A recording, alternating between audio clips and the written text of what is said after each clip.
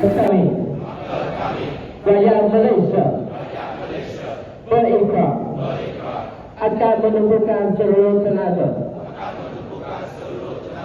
dan usaha kami untuk mencapai cita-cita tersebut.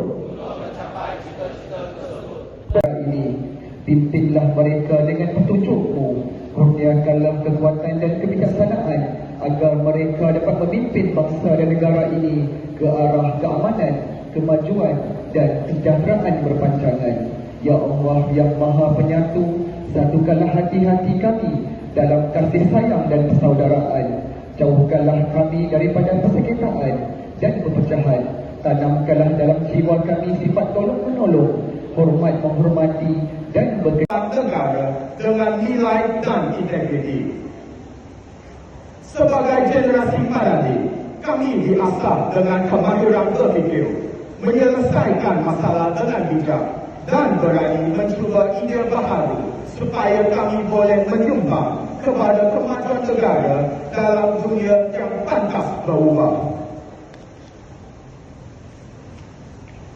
Kami mungkin belum mengundi atau bekerja, tapi kami tahu mencintai bermula dengan perkara kecil seperti menepati waktu, menjaga kebersihan dan menghormati lagu negaraku. Malaysia dan pelancaran program pembinaan kereta generasi Madani tahun 20. Cintakan negara dalam kalangan warga sekolah, terutama para pelajar yang melupakan harapan masa depan Malaysia.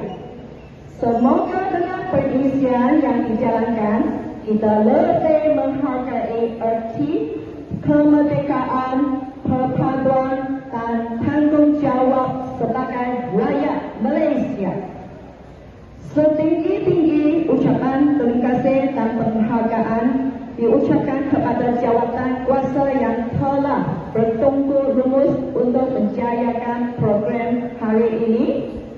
Akhir kata, semoga segala yang kita pelajari. Aku kasih Malaysia, kasih kepada negara.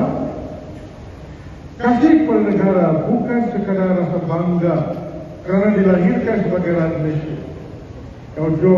Jauh lebih mendalam dan bermakna.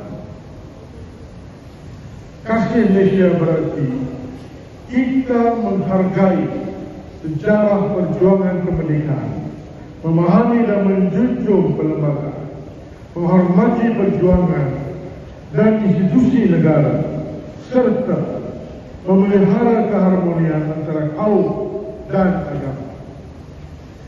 Negaraku